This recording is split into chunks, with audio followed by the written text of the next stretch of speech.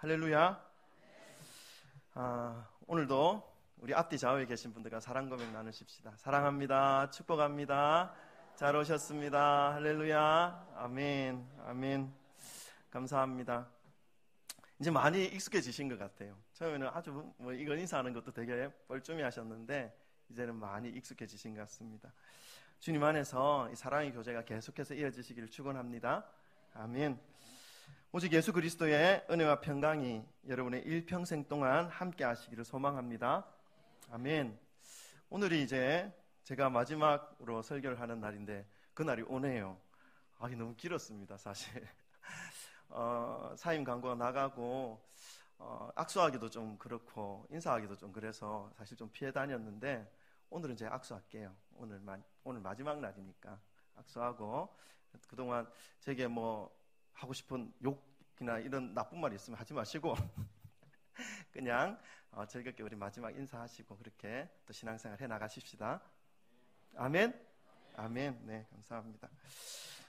한 주간 기도하면서 하나님께서 저를 통하여 주시고자 하시는 이 마지막 메시지가 뭘까 좀 묻고 고민하고 묵상했습니다. 기독교라고 할 때 우리는 무엇을 믿는가에 대한 질문을 계속하게 하시더라고요. 과연 기독교는 무엇일까? 그리고 무엇을 믿는 것일까? 그리고 그 핵심은 무엇일까? 고민하면서 한 주간을 보낸 것 같습니다. 여러분, 기독교는 무엇을 믿는 것입니까? 여러분은 기독교인으로서 그리스도인으로서 무엇을 믿고 있습니까? 물론 예수 그리스도를 믿는 것이 기독교이고 그리고 여러분 모두도 예수 그리스도를 믿는다라고 말할 것입니다. 제가 일본에서 전도를 참 많이 했거든요. 일본 사람들에게. 전 세계적으로 복음화율이 가장 낮은 국가 중에 하나가 바로 일본이지요. 그 일본에서도 전도를 해보면 하나님께서 당신을 사랑하세요. 가미사마 아나타오 아이시테 오라레마스 이렇게 하고요. 또 예수님을 믿으면 예수사마 신지루나라 예수님께서 당신을 도와주세요. 예수사마 아나타오 다스케테 구다사이마스 당신을 지켜주세요. 마모테 구다사이마스 모든 일이 잘 되게 해주세요. 스베테노 고토가 요쿠 나루 요오니시테 구다사이마스 이렇게 얘기해주면요, 이 일본 사람들이 와다시 예수사마 신지마스 나 예수님 믿고 싶어요 라고 말합니다. 그런데 이제 예수님을 믿었으면 이제 하나님의 말씀, 성경 말씀을 따라 살아가야 해요. 이제 예수님만 섬기며 살아가야 해요 라고 말해주면요, 곧바로 복음을 거부하는 모습을 취하게 되는 것이지요. 여러분, 이들의 생각은 무슨 생각이겠습니까?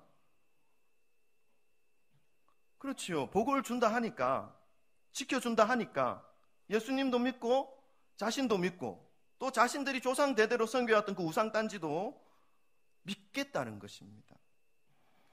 그러니까 예수님도 자신들이 섬기는 우상의 하나로는 받아들일 수 있겠는데 오직 예수님만 섬긴다는 것은 자신들의 생각과 가치로는 용납할 수 없다는 거지요.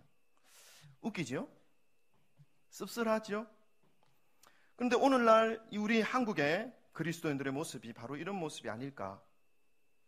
또 저 빼고 다 그렇다고 그러면은 불공평하죠? 저를 포함해서. 한번 생각해보는 그런 한 주간의 시간이었습니다. 믿는다 고백은 하는데 말씀에 대한 관심보다는 세상에 대한 관심으로 가득 채워져 있는 삶. 말씀이 말씀하시는 가치관으로 살아가기보다는 말씀과 전혀 상관없는 이 세상 가치관으로 살아가려고 하는 그러한 모습. 말씀 앞에서 세상의 가치를 무너뜨려 믿음으로 살아가려고 하는 그 발부둥치는 그 삶보다는 말씀을 이용해서 세상의 가치를 더욱 추구하려고 하는 자기중심적인 이 종교적 행위를 믿음으로 포장하는 삶. 자기에게 뭔가 혜택을 줄 수 있을 것처럼 여겨지니까 복음을 받아들이려고 하다가도 자신에게 뭔가 무리하고 자신의 생각에 납득이 되지 않는 것으로 다가올 때는 곧바로 복음을 거부하는 이 일본인의 모습들처럼 말입니다. 사실은 그 일본 사람들은 그래도 솔직하잖아요. 적어도 그 부분에 있어서는. 그런데 솔직하지도 않으면서도 억지로 믿는 것처럼 보여주고 있는 저를 포함한 오늘날의 그리스도인들은 왜 그럴까 고민하게 되는 거죠. 그러니까 일주일 동안 고민을 많이 했다는 것입니다. 할렐루야. 여러 가지 고민이 있었습니다. 결론은 기독교의 핵심에 대하여 한 번 더 말씀을 통해서 살펴보고 정립하고 이 믿음의 길을 더욱더 확고하고 바르게 흔들림 없이 성령님의 인도하심과 계시해 주신 이 말씀을 따라 살아가야 하겠다라는 결론을 내립니다. 이 시간 성령님께서 깨닫게 해주시는 은혜로 일평생 믿음의 길을 부끄럽지 않게 완주하시기를 축원합니다. 기독교의 핵심 중에서 우리가 반드시 품고 살아가야 할 신앙이 있습니다. 그것이 무엇이겠습니까? 할렐루야, 하나를 맞췄네요. 그것은 뭐냐면 오늘 설교 제목을 힌트 삼았습니까? 그것은 뭐냐면 부활신앙과 재림신앙, 종말신앙이라는 것입니다.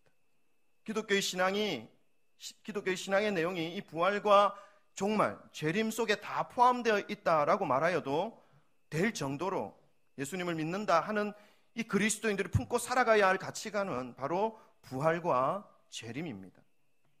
믿는다 말하면서도 부활에 대한 확신이 없고 재림에 대한 믿음이 없으면, 또한 잘못된 믿음을 가지고 있으면 세상의 가치에 휘둘리게 되어 있습니다. 교회에서는 아무리 믿음 외쳐도 세상에 나가면 세상 가치를 따라 살아가게 되어 있다는 거지요. 부활과 재림의 신앙이 없으면 결국 세상이 더 크게 보여지기 때문이라는 것입니다. 여러분, 그러나 분명한 사실은 그렇게 강해 보이고 그렇게 크게 보이고 모든 것들을 줄 수 있을 것처럼 여겨지는 그 세상도 하나님 앞에서는 틱거리며 먼지이며 아무것도 아님을 여러분 기억하셔야 하는 것입니다. 주 예수 그리스도께서 약속하신 말씀대로 이 땅에 임하실 때에 세상은 무너지고 인생들은 살아온 그 삶을 가지고 심판대 앞에 서야 하기에 하나님 앞에서 세상은 먼지이며 틱거리며 아무것도 아닌 것입니다. 그렇기에 세상의 육신을 입고 살아가지만 기독교인들이 품고 살아가야 하는 것은 이 땅이 영원하지 않는다는 것, 영원한 생명이 바로 예수 그리스도께 있다는 것, 예수님의 부활하심처럼 우리도 영원한 생명으로 부활할 것을 믿어야 한다는 것입니다. 부활신앙뿐만 아니지요, 우리의 그리스도인들이 품고 살아가야 하는 가치관 중에 반드시 있어야 하는 것은 재림신앙입니다. 다른 말로 종말신앙입니다. 세상의 끝이 있다는 것입니다. 이 세상이 영원하지 않다는 것입니다. 그리고 각자의 믿음을 들고 재림하신 예수 그리스도 앞에 서는 날이 우리 모두에게 주어진 상태라는 것을 기억해야 하는 것입니다. 부활신앙에 대한 말씀은요, 사복음서에 예수님의 부활 사건에 대한 말씀과 그리고 고린도전서 15장에 잘 설명해 주고 있습니다. 오늘 이 시간은 우리가 함께 읽은 이 본문 말씀을 통해서 마지막 신앙, 재림신앙, 종말신앙에 대하여 우리가 함께 좀 살펴보고자 합니다.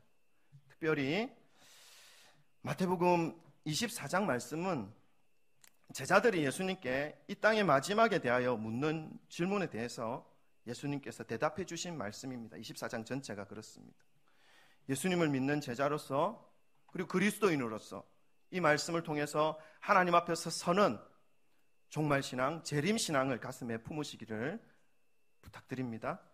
그리하여서 이 땅에서 부끄럽지 않은 신앙생활을 함으로 예수님을 통하여 주어지는 이 영원한 생명과 천국 소망으로 이 땅에서 승리하시기를 축원합니다. 오늘 예수님은 이 무화과 나무 비유를 말씀하시면서 세상의 끝의 징조가 있다라는 것을 말씀하십니다. 이것이 재림신앙, 종말신앙에 있어서 우리가 알아야 할 첫 번째 진리입니다. 무엇이 있다고요? 세상의 끝을 알리는 징조가 있다는 것입니다. 세상의 끝을 알리는 징조가 있음을 우리는 깨달아야 하는 것입니다. 인식하고 살아야 된다는 것입니다. 성경에서 무화과 나무는 이스라엘을 상징하는 나무이지요. 무화과 나무, 감람나무, 포도나무, 이건 모두 이스라엘을 상징하는 나무입니다. 예수님께서는 무화과 나무에 가지가 연하여지고 잎사귀를 내면 무엇이 다가왔다고요? 여름이 다가온 줄 알아라 말씀하십니다. 우리 32절 본문 말씀 함께 보실까요? 32절 말씀입니다. 다 같이 읽습니다. 시작. 무화과 나무의 비유를 배우라. 그 가지가 연하여지고 잎사귀를 내면 여름이 가까운 줄을 아나니. 아멘. 이 말씀을 이해하시려면요, 오늘 본문 말씀보다 조금 앞부분에서 행하신 예수님의 말씀을 먼저 보실 필요가 있습니다. 어디냐 하면 마태복음 21장 18절 19절입니다. 이 말씀도 우리 함께 읽겠습니다. 18절 19절 21장입니다. 다 같이 읽습니다. 시작. 이른 아침에 성으로 들어오실 때에 시상하신지라. 길가에서 한 무화과 나무를 보시고 그리로 가사 잎사귀밖에 아무것도 찾지 못하시고 나무에게 이르시되 이제부터 영원토록 너가 열매를 맺지 못하리라 하시니 무화과 나무가 곧 마른지라. 아멘. 그럼 마태복음 21장에서 이제 십자가를 지시기 위해 예루살렘으로 입성하신 예수님께서는 무화과 나무를 저주하십니다. 그런데 오늘 본문 말씀에서는 이 무화과 나무를 저주하기보다는 반대되는 말씀을 하시죠. 가지가 연하여지고 잎이 터진다. 이 말씀은 이제 회복을 의미하는 것입니다. 그 반대되는 말씀을 하고 있는 것이지요. 예수님은 21장에서 무화과 나무를 저주하심으로 이스라엘의 심판을 예언하신 것입니다. 그러나 오늘 본문 말씀에서는 그 무화과 나무가 다시 연한 싹을 피우게 될 때 여름이 다가온 줄 알라 하시는 이 말씀을 하심으로 이 이스라엘이 회복될 것을 예언하고 있는 것입니다. 여러분, 이 말씀처럼 역사 속에서 이스라엘은 무서운 심판을 받았습니다. 예수님의 말씀대로 이스라엘은 AD 70년경에 로마의 디도 장군에 의해서 예루살렘 성전이 완전히 무너집니다. 돌 하나의 돌을 겹치지 않고 완전히 싸그리 사라지는 공격을 받아서 패망하는 거죠. 사라집니다. 역사 속에서 이스라엘이라는 나라가 없어집니다. 그 후로 무려 2000년 가까이를 나라 없는 민족이 되어서 살아온 역사를 가진 민족이 바로 이스라엘이지요. 그 2000년 동안 이스라엘이 어떤 고통을 당했습니까? 네로에 의해서 동물에 버려지는, 마치 동물 사료처럼 동물에 버려지는 그러한 일들이, 수없이 많은 사람들이 그렇게 죽어갔고요. 그리고 2차 세계대전 때는 아우슈비츠, 거기에 갇혀서 생체 실험과 그리고 수없이 많은 사람들이 매장되는 그런 역사적 아픔을 가지게 되는 민족이지요. 그러니까 역사 속에서 인종 청소의 대상이 되었다라고 우리가 기억할 필요가 있습니다. 유대인들의 그 역사를 보게 되는 거죠. 하나님, 예수님의 말씀하신 그 심판이 무섭게 이스라엘의 역사 속에서 나타났다는 것을 우리는 말씀을 통해서 또 역사를 통해서 알 수 있게 되는 것입니다. 그런데 그 이스라엘이 이제 회복될 것을 예수님께서는 말씀하시는 것입니다. 무화과 나무에 가지가 연하여지고 잎이 이제 나오기 시작하는 것입니다. 이러한 징조가 보이면 여름이 다가온 것을 아는 것처럼 이스라엘의 회복을 보게 되면 이제 마지막 때가 다가온 줄을 깨달아라. 예수님께서 말씀하고 있는 거죠. 여러분, 2000년 가까이 뿌리채 말라져 버렸던 것 같았던 이 이스라엘은 1948년 5월에 가시가 연하여지고 잎이 나기 시작하는 무화과 나무처럼 나라를 되찾고 독립을 하게 됩니다. 이거는 기적입니다. 2000년 동안 나라 없던 민족이 독립을 한다니까요. 성경 말씀이 하나씩 이루어지고 있다는 것을 우리는 깨달아야 하는 것입니다. 그때와 그 시에 대해서는 하나님께 속하였기에 우리는 알 수 없지만 오늘 계속해서 하나님은 마지막 때가 가까워 오고 있음을, 매우 가까이 왔음을 우리에게 알려주고 있는 것입니다. 그러하기에 우리는 주님의 말씀에 더욱더 귀를 기울여야 하는 것이지요. 사랑하는 성도 여러분, 믿음의 생활은 자신의 생각대로, 자신의 뜻대로, 자신의 마음대로 거기에 짜맞추어서 해나가는 것이 아닙니다. 철저히 주님의 말씀에 맞추어서 순종함으로 나아가야 하는 것입니다. 주님의 말씀을 기억하시고 하나님의 말씀하시는 그 마지막 징조를 바라보시면서 바른 믿음으로 세워져 나가시기를 주님의 이름으로 축원합니다. 두 번째로 우리가 알아야 할 것이 있습니다. 이 종말신앙, 재림신앙에 있어서 우리가 두 번째 알아야 될 것은 무엇이냐면, 우리 한번 따라해 볼까요? 예수님께서 문 앞에 이르렀습니다. 시작. 그러니까 예수님께서 문 앞에 이르렀다는 것을 우리가 인식하고 살아야 된다는 것입니다. 33절 함께 읽겠습니다. 33절 다 같이 읽습니다. 시작. 이와 같이 너희도 이 모든 일을 보거든 인자가 가까이 곧 문 앞에 이른 줄 알라. 아멘. 이 모든 것이 이르거든, 말세의 징조가 보이거든, 특별히 이스라엘의 회복이 이루어지는 것을 보게 되면 예수님께서 문 앞에 가까이 이른 줄을 알아야 한다라고 말씀하고 있습니다. 여러분, 방금 읽으신 이 본문에서 문 앞에라는 표현을 우리가 함께 보실 필요가 있습니다.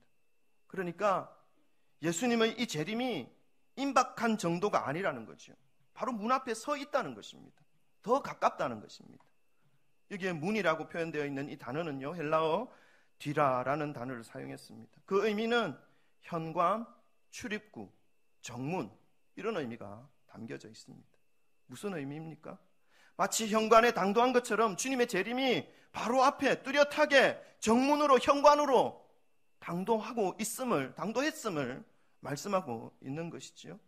그 날이 도적같이 임하겠다 말씀하였지만 주님이 임하시는 그 시는 아무도 모르지만 정문으로, 그 집안의 모든 사람들이 인식할 수 있도록 뒷문으로 오는 것이 아니라 정문으로 들어오심을 말씀하고 있는 것입니다. 우리는 영적인 민감함을 회복해서 이제 임하실 예수 그리스도의 재림을 맞이해야 하는 것이죠. 여러분, 우리가 예수님을 맞이할 때 어떻게 맞이해야 하는 것입니까? 성경 말씀은 노아 시대에 하나님의 말씀을 받는 그 사람들의 모습을 우리에게 보여주므로 예수님의 재림, 이 마지막을 맞이하는 우리들의 자세에 대하여 경각심을 일깨워주고 있습니다. 오늘 본문 말씀 조금 앞부분의 말씀, 마태복음 24장 37절부터 39절에 그 말씀 기록하고 있는데요, 우리 함께 보시겠습니다. 마태복음 24장 37절부터 39절입니다. 우리 함께 읽습니다. 시작. 노아의 때와 같이 인자의 임함도 그러하리라. 홍수전에 노아가 방주에 들어가던 날까지 사람들이 먹고 마시고 장가들고 시집가고 있으면서 홍수가 나서 그들을 다 멸하기까지 깨닫지 못하였으니 인자의 임함도 이와 같으리라. 아멘. 예수님께서는 주님의 재림이 마치 노아의 심판 때처럼 임하게 될 것을 말씀하십니다. 여러분, 노아의 때에 사람들이 어떠한 모습으로 살았습니까? 하나님의 심판의 메시지가 주어졌음에도 불구하고, 경고와 징조를 들었고 보았음에도 불구하고 아무런 거리낌 없이 장가가고 시집가고 즐기고 자신의 생각대로 뜻대로 살아가는 그러한 모습을 보여주고 있습니다. 여러분, 이 말씀에서 장가가고 시집가고, 이 말씀을 우리가 좀 깊이 보아야 할 필요가 있습니다. 이 말씀을요, 원어 헬라어로 보면요, 어떤 형태로 쓰여져 있냐면 복수 분사형으로 기록되어져 있습니다. 여러분, 헬라어 문법에서 복수 분사형으로 기록되어 있다는 것은 반복적으로 그 일을 한다는 것입니다. 그리고 여러 번 지속적으로 한다는 것을 의미하고 있습니다. 무슨 의미입니까? 결혼을 한 번 하는 것이 아니라 여러 번 한다는 것입니다. 그러니까 일부일체가 아니라 많은 사람들과 결혼을 하는 것을 의미하는 것이지요. 그것도 지속적으로 반복해서 간음하고 이혼하고 재혼하고 계속해서 반복해서 그 일을 하고 있다는 것을 의미하고 있는 것입니다. 심판의 경고가 주어졌음에도 불구하고 그 행위를 멈추지 않는다는 것입니다. 극악한 타락의 상태에서 벗어날 줄 몰랐다는 의미입니다. 눈이 가리워지고 귀가 가리워지고 진리를 볼 수 있는 능력이 사라진 상태를 의미합니다. 사랑하는 성도 여러분, 예수님의 재림, 이 세상의 마지막이 매우 가까웠음을 인식하는 신앙으로 회복하시기를 축원합니다. 지금은 우리가 깨어나야 할 시간입니다. 예수님의 재림이 문 앞에 이르렀는 줄을 인식하시고 믿음 생활을 하여야 함을 여러분 기억하시기를 바랍니다. 이 시간 성령님께서 역사하심으로 영적인 민감함을 회복하셔서 믿음의 길을 바르게 걸어가시기를 축원합니다. 세 번째로요, 종말신앙, 재림신앙에서 우리가 알아야 할 것이 있습니다. 따라할까요? 이것 따라하십시다. 천지는 없어져도 주의 말씀은 없어지지 아니한다. 시작. 여러분 믿으십니까? 아멘. 우리 35절 말씀 함께 읽겠습니다. 다 같이 읽습니다. 시작. 천지는 없어질지언정 내 말은 없어지지 아니하리라. 아멘. 예수님은 무화과 나무 비유를 통해서 이 마지막 때를 말씀하시면서 결론적으로 천지는 없어지지만 그리스도의 말씀은 영원히 없어지지 않는다라고 말씀하십니다. 무슨 말씀입니까? 이스라엘의 독립, 예수 그리스도의 재림과 마지막 때의 그 약속, 그것은 반드시 이루어진다라는 것을 의미합니다. 인간들은 하나님의 말씀을 듣고 쉽게 잊어버립니다. 그리고 그 말씀 아닌 다른 것들을 붙잡으려고 하는 성향이 있습니다. 이것이 죄성이지요. 그러나 예수님께서는 분명히 말씀하십니다. 사람들이 진리의 말씀을 잊고 살아가든 기억하고 붙잡고 살아가든지 그것과 상관없이 그 말씀은 이루어지고 영원히 변함이 없다 말씀하고 있는 것입니다. 우리가 믿음 생활을 하면서 반드시 기억해야 하는 것이 있습니다. 그것은 하나님의 말씀은 반드시 이루어진다는 것입니다. 그리고 영원하다는 것이지요. 이사야 선지자를 통해서 하나님께서 주의 말씀이 어떠한지를 말씀해 주셨습니다. 우리 40장 8절, 이사야서 40장 8절 다 같이 한번 읽겠습니다. 다 같이 읽습니다. 시작. 풀은 마르고 꽃은 시드나 우리 하나님의 말씀은 영원히 서리라. 또 있습니다. 계속해서 읽습니다. 마태복음 5장 18절 다 같이 읽습니다. 시작. 진실로 너희에게 이르노니 천지가 없어지기 전에는 율법의 1.1획도 결코 없어지지 아니하고 다 이루리라. 아멘. 계속해서 한번 읽어볼까요? 요한계시록 1장 3절 다 같이 읽습니다. 시작. 이 예언의 말씀을 읽는 자와 듣는 자와 그 가운데 기록한 것을 지키는 자는 복이 있나니 때가 가까움이라. 아멘. 여러분, 정말 재림은 다른 것이 아닙니다. 하나님의 말씀이 온전히 이루어지는 사건임을 의미합니다. 오늘도 하나님의 말씀은 약속대로 이루어지고 있음을 깨달으시기를 바랍니다. 마지막으로 말씀 한 구절만 더 찾아보고 말씀 시간을 마치겠습니다. 요한계시록 22장 18절부터 19절 말씀입니다. 다 같이 함께 읽겠습니다. 시작. 내가 이 두루마리의 예언의 말씀을 듣는 모든 사람에게 증언하노니 만일 누구든지 이것들 외에 더하면 하나님이 이 두루마리에 기록된 재앙들을 그에게 더할 것이요 만일 누구든지 이 두루마리의 예언의 말씀에서 제하여 버리면 하나님이 이 두루마리에 기록된 생명나무와 및 거룩한 성에 참여함을 제하여 버리시리라. 아멘. 여러분, 이 믿음의 길은 말씀으로 시작해서 말씀으로 끝이 나는 길입니다. 말씀을 따르지 않고는 자기 생각대로 짜맞추어서는 결코 갈 수 없는 길이라는 것이지요. 여러분, 기억하시기를 바랍니다. 말씀을 맺습니다. 예수님은 무화과 나무 비유를 통해서 말세에 대한 재림에 대하여 뚜렷하게 예언을 해주셨습니다. 또한 이러한 징조를 볼 때 더욱 민감하게 말씀을 붙잡고 깨어 있어야 할 것을 말씀해 주셨습니다. 그리고 이미 예수님께서 말씀하신 이 무화과 나무의 회복, 이스라엘의 회복은 말씀대로 이루어졌습니다. 이제 우리는 그 징조들을 허투루 받으면 안 될 것입니다. 말씀이 이루어지는 것을 바라보시면서 더욱더 주님의 재림에 합당한 신앙으로 서야 할 것임을 여러분 기억하시기를 바랍니다. 바라는 것은 이 마지막 때에 진리 되신 말씀을 붙잡으심으로 말씀으로 임하시는 성령의 은혜, 말씀으로 임하시는 예수 그리스도를 매일마다 마음의 주인으로 모시고 믿음의 길을 가심으로 이 마지막 때에 더욱더 주님을 닮고 순종하여 나아가는 모든 분들이 되시기를 주님의 이름으로 축원합니다. 우리 기도할까요?